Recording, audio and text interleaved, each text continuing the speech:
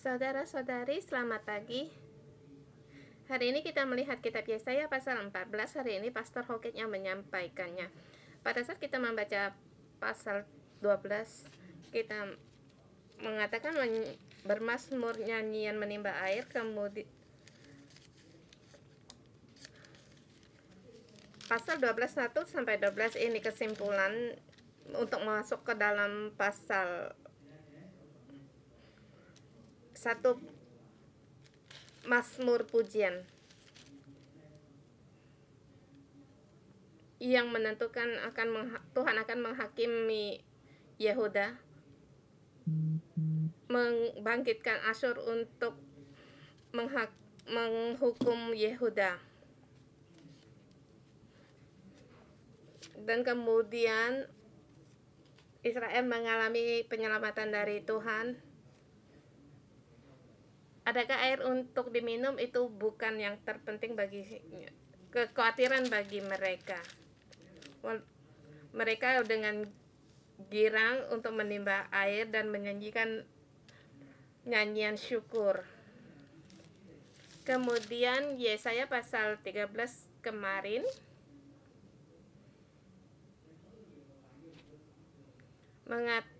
menerangkan bahwa Tuhan akan menghukum Babel.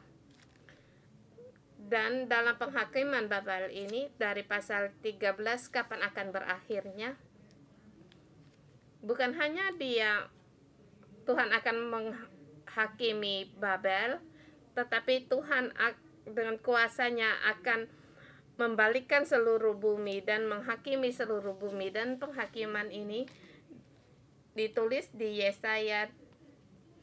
kitab Yesaya dimulai dari Babel sampai pada kitab Yesaya pasal 39. Di situ menerangkan Hizkia bagaimana menerima Babel karena ingin mengadakan persekutuan dengan Babel untuk menyerang Asyur.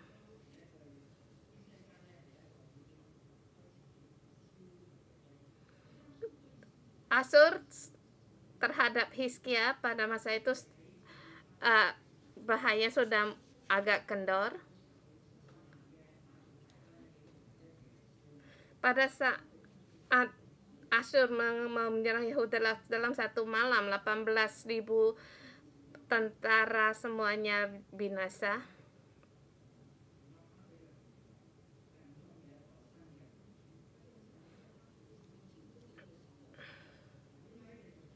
Mengapa di pasal 13 Tuhan mau menghakimi Babel?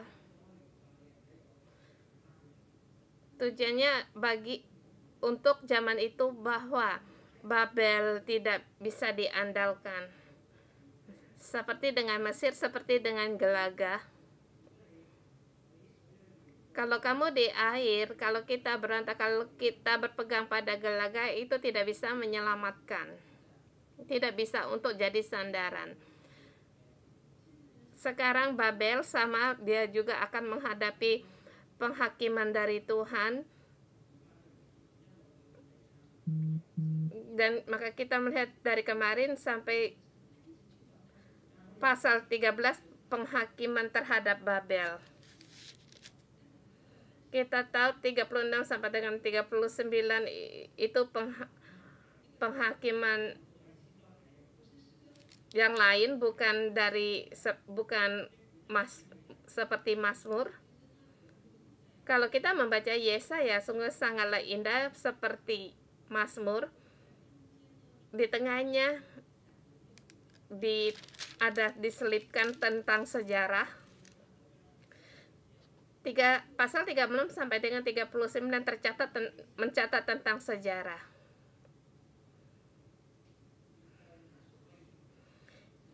Yang menerangkan Hizkia bagaimana menghadapi ancaman dari Asyur. Dimulai dari pasal 36.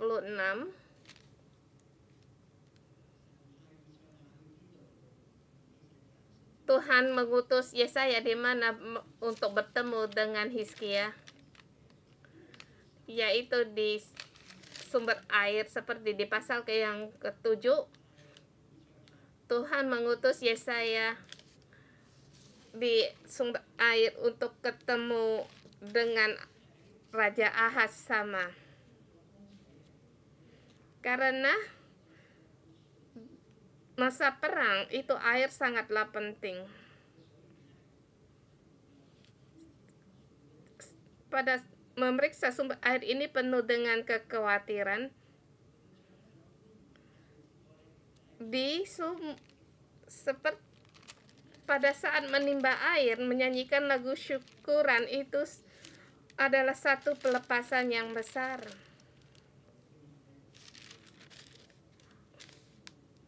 Saya menerkan sampai di sini kesimpulan ringkasan. Dan kita sampai pasal 14, Tuhan tetap akan menghukum Babel sampai dengan pasal 39. Di pasal 28 sampai dengan 32 itu penghakiman terhadap Filistia. Kemudian Moab. Tuhan seperti punya rancangan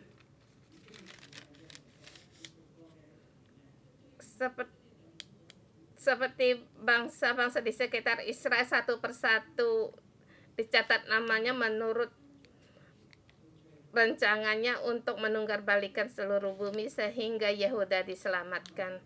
Hari ini kita melihat pasal 14. Tuhan yang menyayangi Yakub, keluarga Yakub, menghakimi seluruh bumi. Tuhan yang menyayangi Yakub menghakimi seluruh Babel. Ada ayat 1 sampai 3 dikatakan Tuhan menerangkan isi hatinya, Yakub, aku mengasihimu, aku akan mengembalikan engkau dari pembuangan, melepaskan engkau dari penderitaan.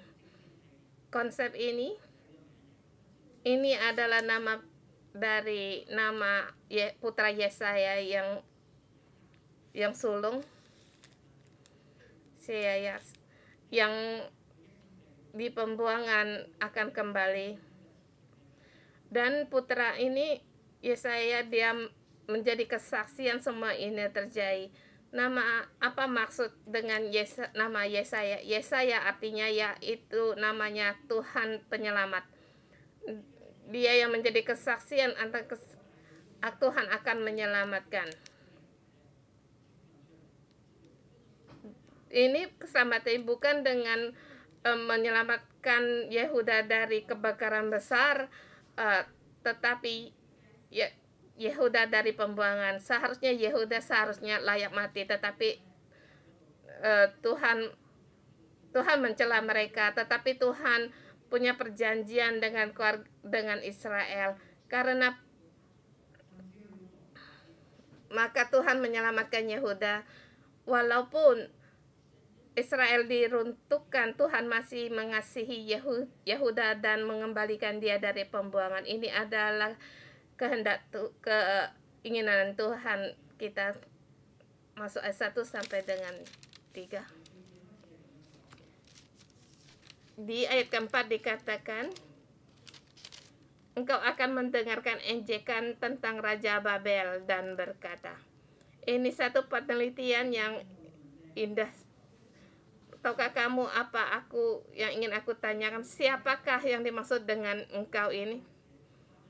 Siapakah yang menyanyikan lagu ejekan tentang Raja Babel ini?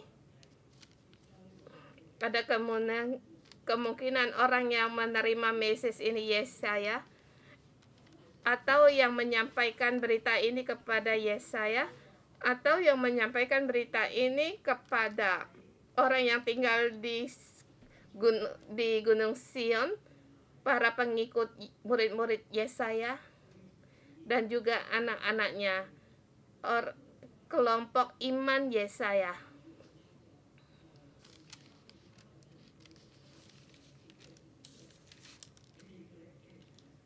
Kalian harus bangkit untuk menyanyikan nyanyi, yaitu memperdengar nyanyian ejekan tentang Raja Babel yang diruntuhkan. Kita tahu nyanyian atau ratapan itu menunjukkan tentang duka cita, tetapi ini adalah nyanyian yang sukacita. Babel, kamu mati itu baik. Kalau kamu mati, maka amanah seluruh bumi yang akan bertepuk tangan.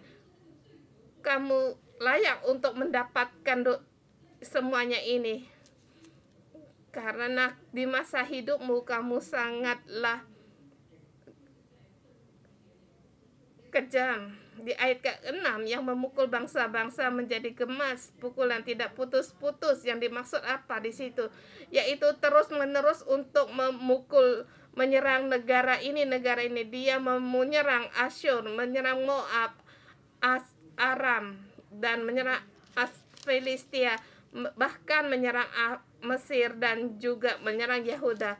Dia terus-menerus untuk memukul bangsa-bangsa, tetapi pada suatunya dia akan berhenti. Ayat ke-5 dikatakan, karena Tuhan telah mematahkan tongkat orang-orang fasik, gada orang-orang yang memerintah.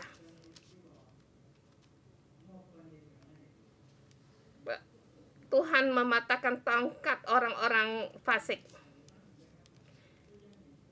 Dikatakan di ayat ke-7 dan 8, juga bumi akan aman, tentram, dan gembira. Juga pohon senobar dan pohon aras di Lebanon bersukacita karena kejatuhanmu. Katanya, dari sejak engkau rebah terbaring, tidak ada lagi orang yang naik untuk menebang kami.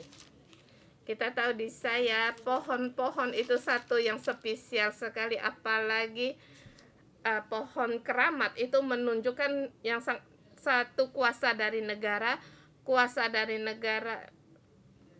yaitu pohon-pohon yang sangat besar, pohonnya yaitu pohon yang besar.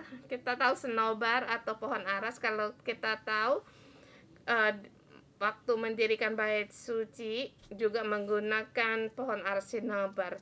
Dan juga pohon-pohon yang ini juga melambangkan satu negara yang besar atau satu suku, yang seperti pohon-pohon senobar, pohon-pohon aras. Ya, dilihat pada waktu perang menebang habis pohon-pohon ini adalah satu proses. Semua pohon-pohon besar semuanya ditebang, atau sebagian untuk menjadi kayu bakar, atau sebagai untuk membuat bangunan.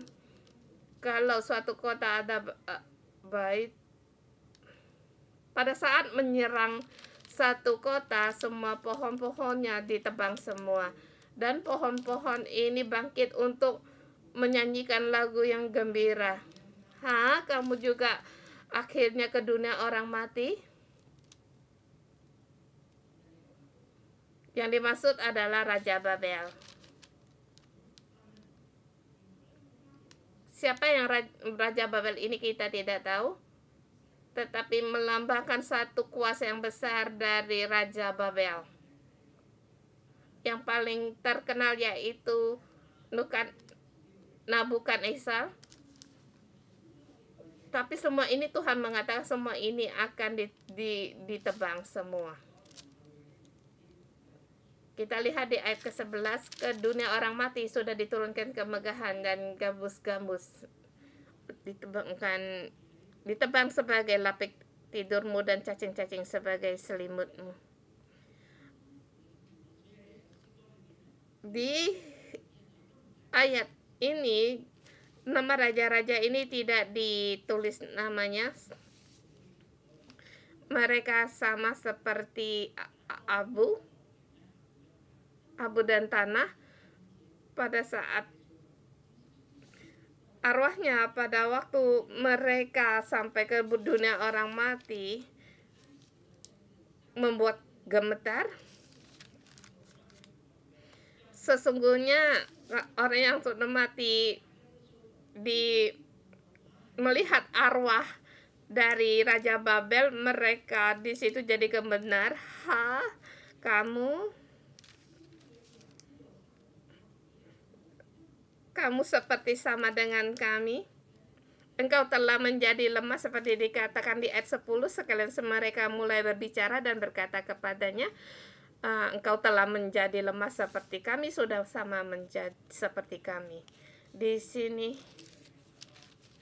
kita bisa memahami Adam yang sampai umur 900, Tuhan membuat dia tak mati agar jangan terus menerus, agar orang fasik.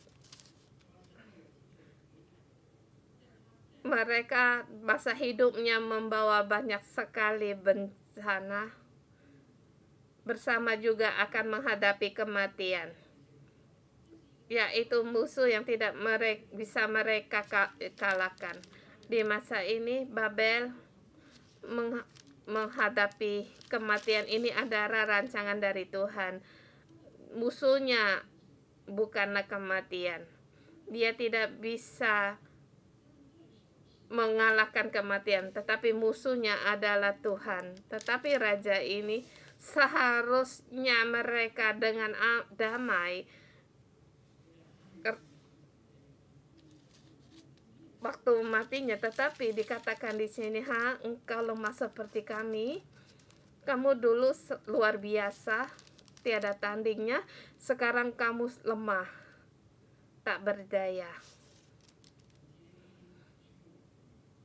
Bahkan arwah Babel raja ini, mereka lebih baik daripada Raja Babel, sebab Raja Babel mati, arwahnya tidak bisa dengan tenang.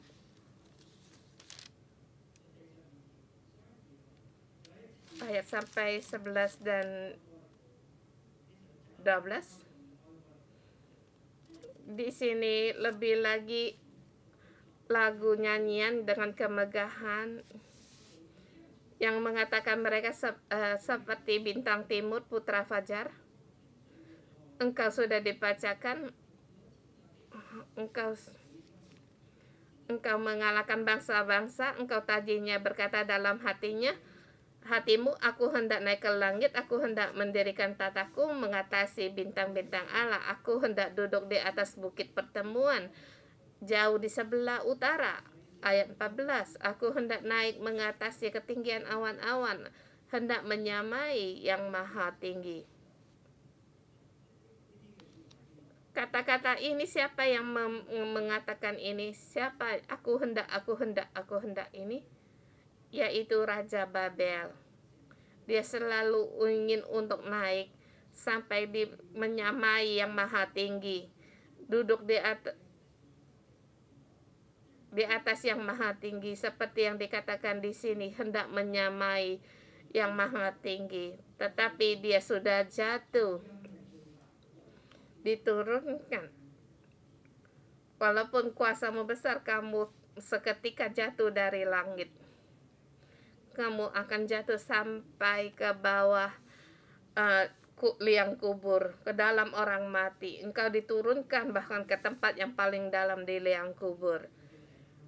Orang-orang sebaliknya, dikatakan di ayat 15, sebaliknya ke dunia orang mati, engkau diturunkan ke tempat yang paling dalam di liang kubur.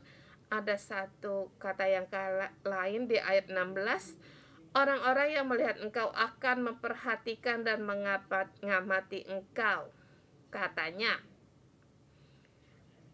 Di depannya dikatakan orang semua pada bertepuk tangan, menyanyikan lagu ratapan bagi Raja Babel. Tapi semua ini sekarang dengan tercengang-cengang memperhatikan kamu, menyanyikan tentang kamu. Benarkah ini kamu? Benarkah ini? Inikah dia yang membuat bumi gemetar, yang telah membuat kerajaan-kerajaan bergoncang, yang telah membuat dunia seperti padang gurun dan menghancurkan kota-kota yang tidak melepaskan orang-orang terkurung pulang ke rumah. Tuhan sangatlah istimewa.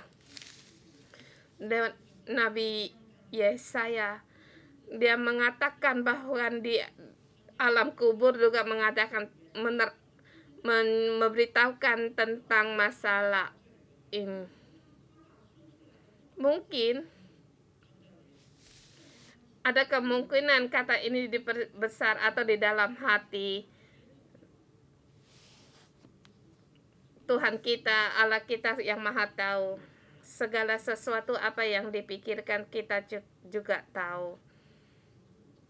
Tuhan berkata, aku dengan membelahkan mataku mengamati engkau. Pada saat Babel jatuh ke dalam dunia orang mati, maka raja-raja akan tercengang mengamat-ngamatimu, memperhatikan kamu. Dan nasib yang ini di ayat 18 dikatakan, semua bekas raja bangsa-bangsa berbaring dalam kemuliaan.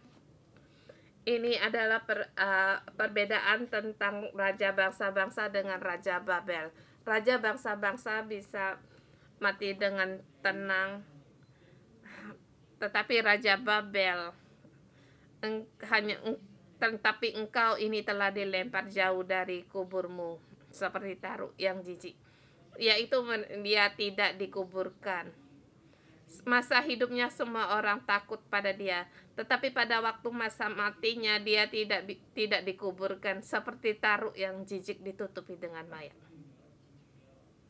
seperti jatuh tercampak di batu liang kubur. Dia seperti dengan taruk yang jijik ditutupi dengan mayat, orang yang tertekam oleh pedang, tercampak di batu liang kubur seperti bangkai yang terinjak-injak. Dia mati tidak dikuburkan. Di sekelilingnya penuh dengan darah dan mayat-mayat. Dia dicampakkan orang seperti bangkai sama. Dia tidak akan bersama-sama dengan raja-raja di dalam kubur. Waktu dia meninggal tidak ada upacara penghormatan baginya, karena dia telah merusak negeri orang lain dan membunuh rakyat, bahkan anak cucu orang yang jahat. Anak cucu orang yang berbuat jahat tidak disebut-sebut untuk selamanya.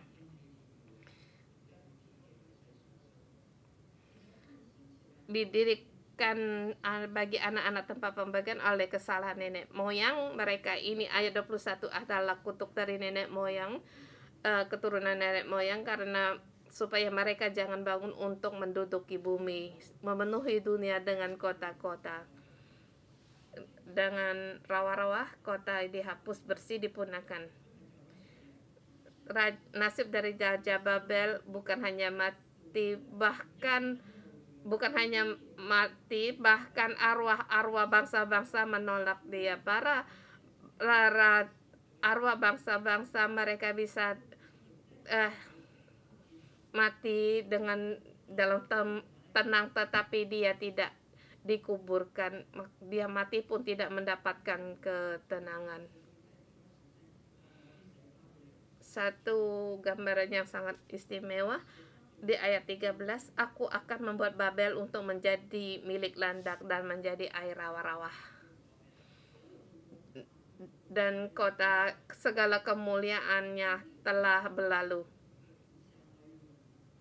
Satu gambaran yang sangat khusus dikatakan yang di terakhir, Tuhan mengatakan, kusapu bersih, kupunahkan kota itu.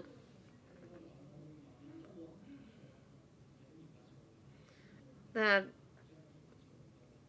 raja mereka mati, Tuhan menggunakan seperti sapu untuk membersihkan tempat mereka.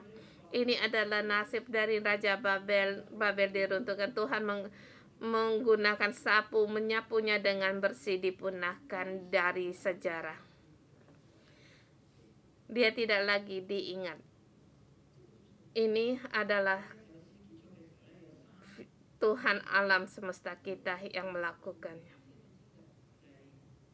Di ayat 24, 22 dan di ayat 22 23 dua ayat ini dimulai demikianlah firman Tuhan, dan akhir dikatakan demikianlah firman Tuhan alam semesta alam.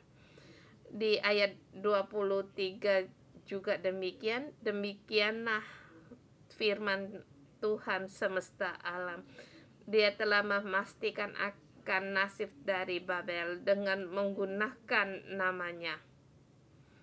3 kali memakai namanya untuk membackup akan setiap firmannya ini. Sebutan bagi Babel dan orang-orang yang tersisa. Bahkan semuanya, anak cucunya juga semuanya dipunahkan. Ini adalah kehendak Tuhan. Dan kapan firman Tuhan ini dikatakan, saya yakin ini bukan melayang-layang, isapan atau omongan belaka, tetapi ini adalah latar belakang dari sejarah. Di ayat 28, dalam tahun matinya Raja Ahaz,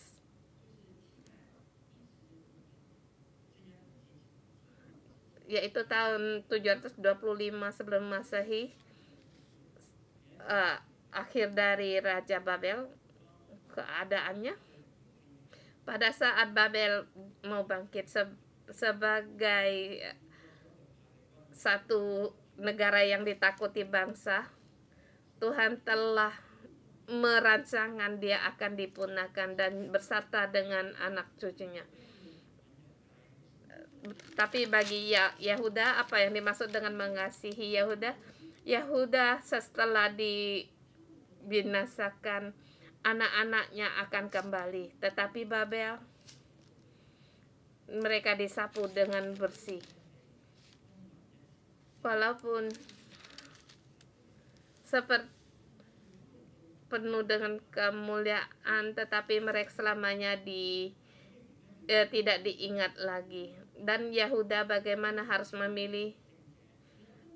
Haruslah kamu mengikuti yang Maha Kudus Allah Israel.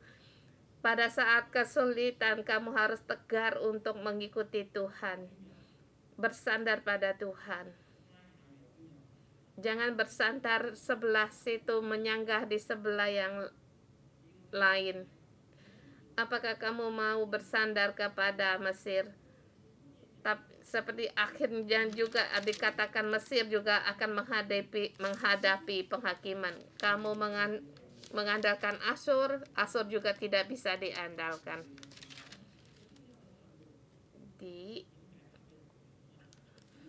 Di ayat berikutnya, satu ayat yang sangat penting. Mengapa Babel menghadapi penghakiman? Dikatakan, bagaimana sesungguhnya yang kumaksud demikianlah terjadi, yang kurancangkan demikian akan terlaksana. Babel kapan diruntuhkan? Tahun 622 sebelum Masehi. Ini terjadi dalam sekitar, dari nubuat ini sekitar 1 abad, 100 tahun.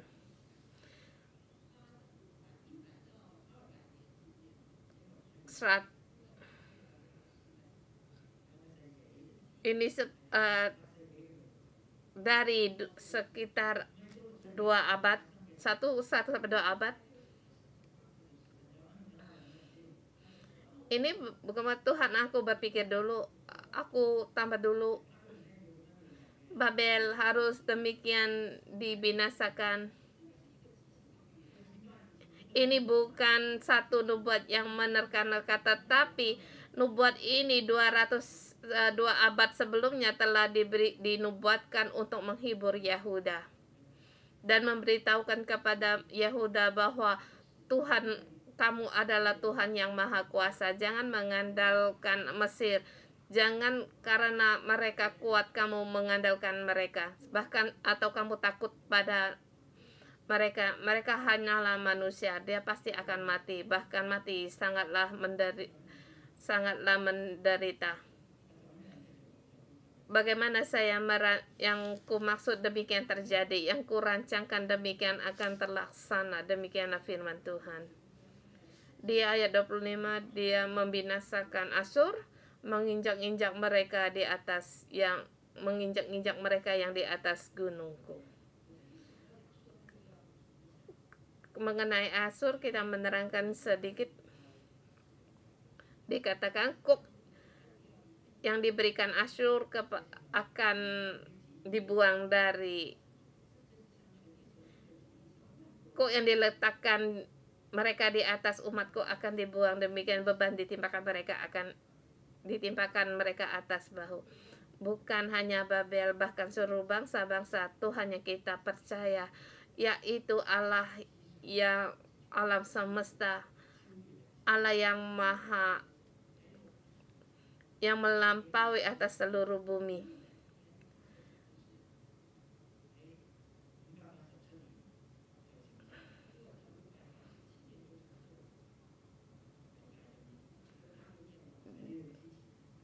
Di situ Yehuda 572 itu mereka dibinasakan dan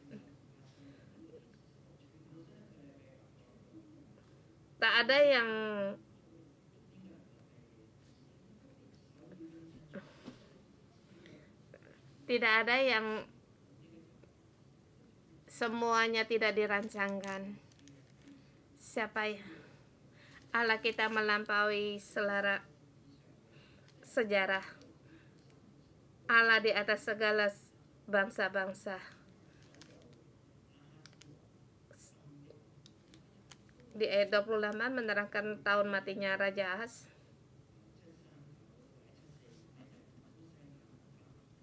Kita tahu di tahun 739 dan antara 740 itu Raja Ahaz mati di tahun 728 sebelum Masehi. Kematian bukan dengan tidak ada dasar. Ini adalah juga ada latar belakang dari sejarah. Allah kita ada di antara sejarah. Dia melihat keadaan di sejarah, keadaan belum terjadi. Tuhan telah menyatakan. Di sini dikatakan Tuhan akan membinasakan Filistia dan dikatakan jangan bersukaria terhadap akan Asyur dibinasakan. Jangan karena gada yang telah diputuskan kamu bergembira. Ini tidak sama dengan Yehuda. Mengapa Yehuda bisa bersuka cita tepuk tangan? Yehuda bisa dengan kegirangan menyanyikan lagu menimba air. Karena Tuhan mematahkan gada dari Asyur. Tetapi bagi Filistin, Tuhan berkata, janganlah kamu bersukaria, karena kamu juga akan menuju pada kebinasaan. Aku akan memunahkan, seperti dikatakan di ayat 30, yang paling hina dari umatku akan mendapat makanan, orang-orang miskin akan diam dalam ketenteraman, tetapi keturunanmu akan kumatikan dengan kelaparan, dan sisa-sisamu akan kubunuh, seluruhnya mereka akan dibinasakan.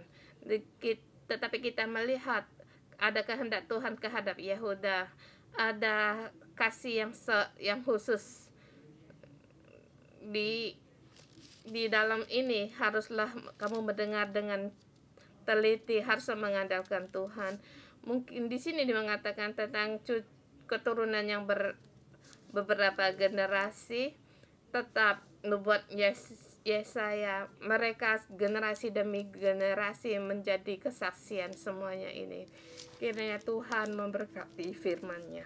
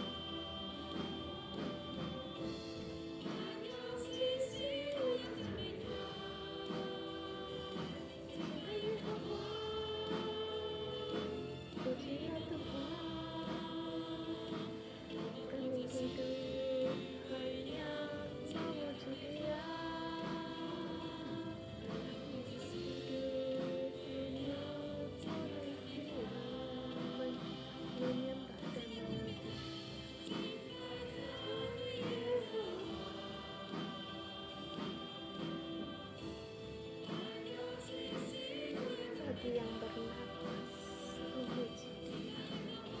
Pujilah Tuhan, sembahlah Tuhan. Kami hidup memuja dan memuji-Nya.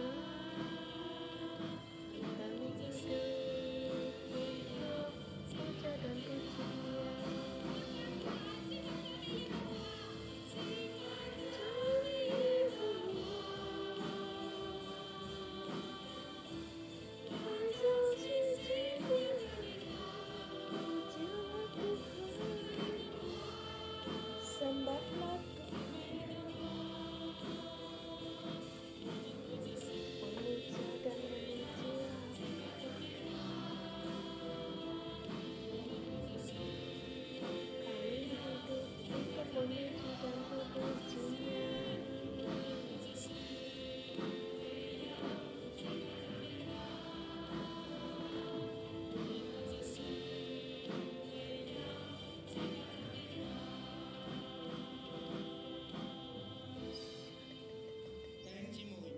Saudara-saudari semua,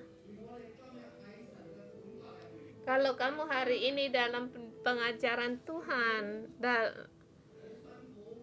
kamu sangat merasa sulit, putus asa, ingin mengandalkan kekuatan yang di luar, mengandalkan orang-orang dunia. Hari ini aku berkata kepadamu, Tuhanlah sesungguhnya sandaran bagimu. Bagaimana Dia memilihmu, pada suatu hari Dia akan membawa kamu pulang kembali.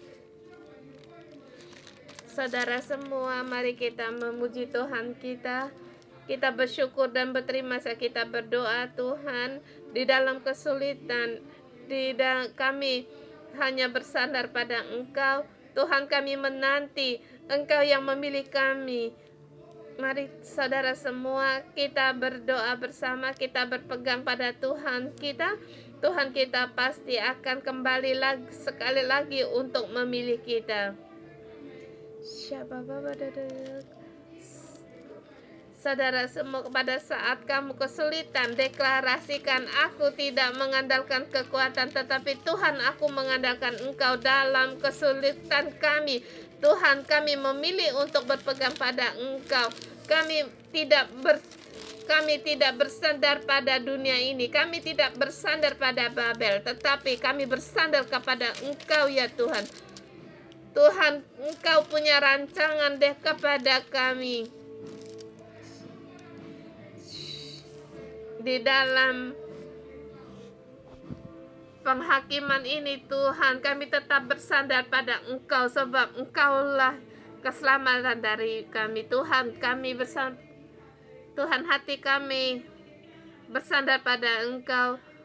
Walaupun kami ditekan dengan kegelapan, bahkan kami sampai sesak nafas, tetapi Tuhan, kami bersyukur untuk memujikan Engkau, sebab kami tahu Engkau adalah Allah yang menyelamatkan kami lewat keadaan, lewat masalah. Tuhan, Engkau mengajar kami. Tuhan, Engkau bukan untuk kami membuat kami mati, tetapi Tuhan, untuk kami lebih mengenal akan Engkau. Tuhan, kami mau tetap tenang di halamu, karena kami tahu Tuhan, Engkau adalah Allah yang satu-satunya yang menyelamatkan kami. Tuhan, tetapi aku mengaku, Tuhan, di dalam hatiku, dalam menghadapi kesulitan kami, sama seperti Babel, sama seperti orang yang buta. Di hati kami sama, aku mau lebih tinggi dari Tuhan. Aku mau segalanya, aku mau ini, mau itu. Aku mau mengambil keputusan sendiri. Tuhan, ampunilah kami. Saudara semua, di dalam hatimu, adakah kamu ingin punya keinginan? Di ayat ini menerangi kita bukan memilih untuk kemauan kita. Kita tidak mau memilih untuk meninggikan diri kita sendiri, tetapi kita memilih apa yang Tuhan inginkan. Keinginan Tuhan itulah yang kita inginkan. Kita buka mulut, di hari ini kita banyak aku, tetapi hari ini engkau yang inginkan. Kita berdoa pada Tuhan. Tuhan, hanya Engkau, kehendakmu, maksudmu, yang Engkau maksudkan, demikianlah akan terjadi. Apa yang Engkau rancangkan, itulah yang akan terlaksana. Tuhan,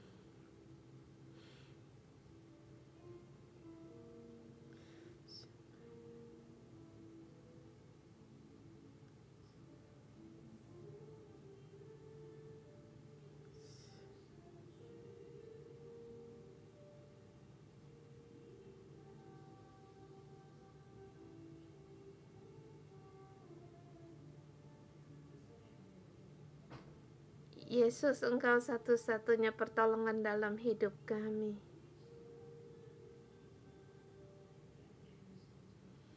Bumi adalah ciptaan-Mu.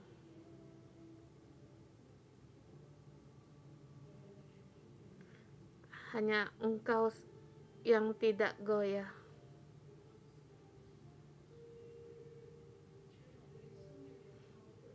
Tuhan, hati kami berharap memandang pada Engkau.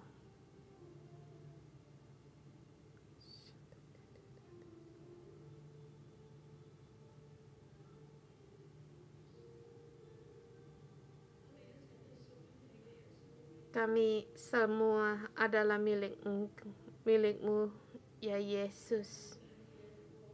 Nama-Mu adalah Tuhan.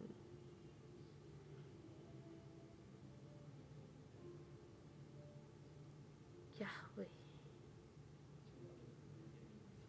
Tuhan, kami datang di hadapan-Mu. Tuhan, kami serahkan apa yang ada di dalam hati kami. Tuhan, kami mau apa yang Engkau inginkan. Kami mau berjalan dalam kehendak-Mu. Tuhan, kami datang di hadapan berkata, Tuhan, kami hanya satu-satunya hanya untuk mengikuti Engkau. Tuhan yang mengasihi Yakub, Tuhan yang mengasihi kami. Tuhan, kami kembali lagi ke hadapan-Mu. Tuhan, kami berdoa, Tuhan, mohon Engkau mendengar belas kasihan pada kami ya Tuhan. Tuhan, kami bersyukur dan berterima kasih Tuhan, Engkau telah mendengar doa kami, ratapan kami, dalam seruan kami, dalam nama Tuhan Yesus Kristus, amin. Hari ini di dalam ayat memberitahu kita anak cucu keturunan orang fasik tidak ingat lagi, tetapi Tuhan yang mengasihi Yakub akan memulihkan Israel. Hari ini saudara semua, di mana kamu pun yang berada, kalau di dalammu kamu merindukan seseorang, mungkin itu adalah anakmu, anak kandungmu, hari ini mereka pergi meninggalkan Tuhan, meninggalkan gereja, hari ini Roh Kudus menjamahmu untuk berdoa pada mereka. Dan juga ada di antara kita saudara-saudari semua, ada yang merindukan seseorang, tidak terasa dia mengarah kepada Babel atau pergi meninggalkan Tuhan. Hari ini Roh Kudus menerangimu. Mungkin orang yang kasih ini ya saudaramu, saudarimu, orang rumahmu. Kalau ada di antara ini di antaramu, saya mengundang kamu untuk meletakkan tanganmu di atas hatimu, dan juga satu langkah profetik di dalam rohmu melihat.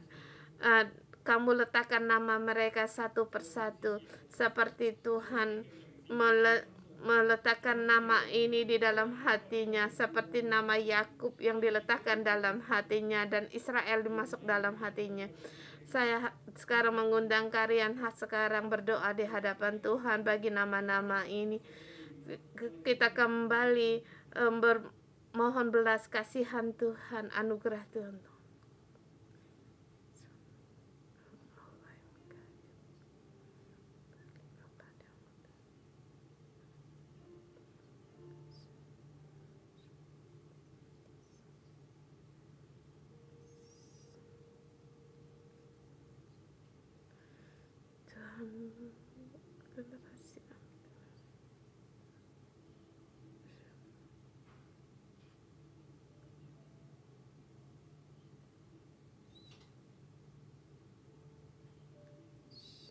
Tuhan mau keselamatan.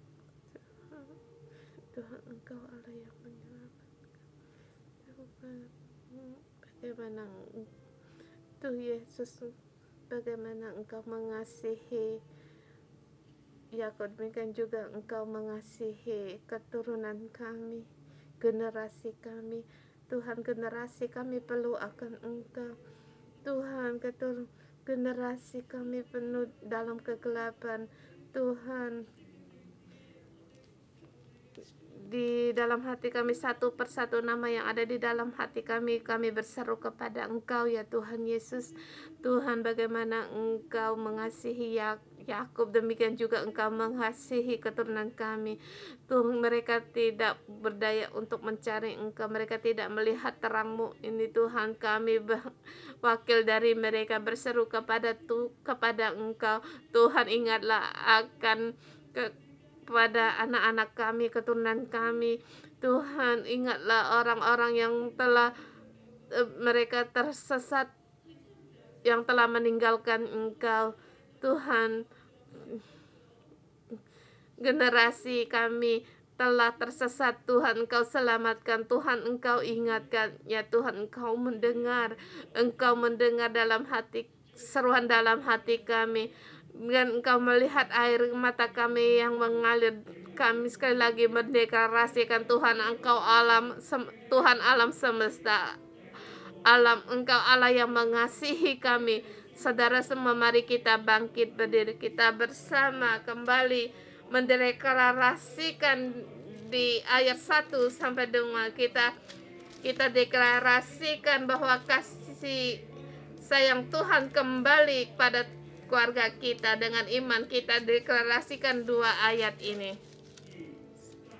Sebab Tuhan akan menyayangi Yakub dan memilih Israel sekali lagi, dan akan membiarkan mereka tinggal di tanah mereka. Maka orang asing akan menggabungkan diri kepada mereka dan berpadu dengan kaum keturunan Yakub. Bangsa-bangsa lain akan mengantar Israel pulang ke tempatnya. Lalu kaum Israel akan memiliki bangsa-bangsa itu di tanah Tuhan sebagai hamba-hamba laki-laki dan hamba-hamba perempuan. Demikian mereka akan menawan orang-orang yang menawan mereka dan berkuasa atas penindasan mereka. Mari saudara semua kita berdoa. Penyertaan Tuhan ada pada kita. Penyertaan Tuhan ada pada orang yang kita kasihi. Kita deklarasikan bahwa rencana Tuhan ada pada mereka.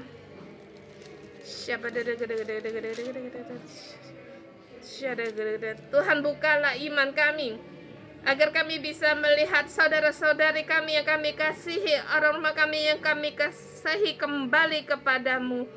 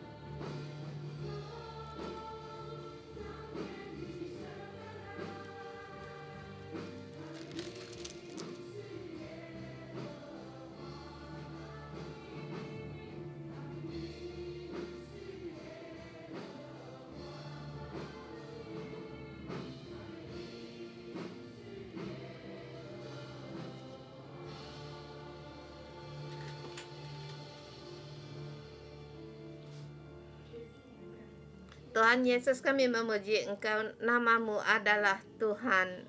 Kuasamu di atas segala bangsa-bangsa, kuasamu melebihi atas segala sejarah. Kuasamu ya Tuhan, dari awal dari permula sudah ada. Tuhan, kami memuji Engkau hari ini. Ayat memberitahu kami bahwa Tuhan menyayangi Yakub,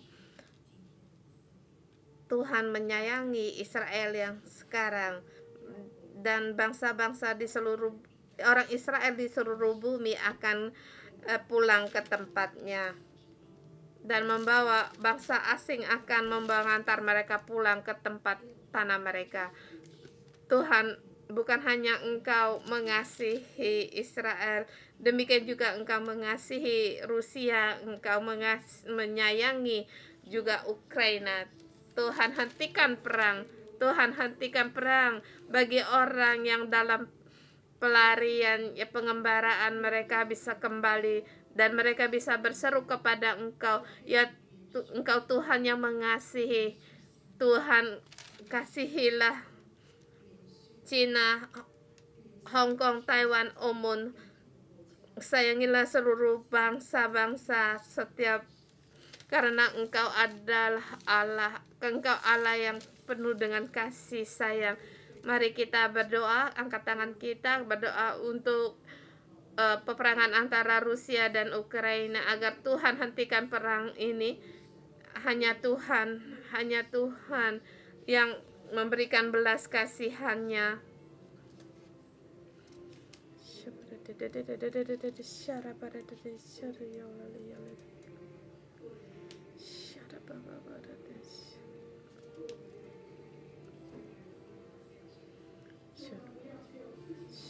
Tuhan, kami tidak mau kami aman sendiri, tetapi Tuhan, kami mohon keamanan, mohon damai-Mu pada Rusia dan Ukraina. Hentikan perang ini Tuhan. Kami tidak mau seorang pun yang mati. Kami tidak mau lihat keluarga yang retak.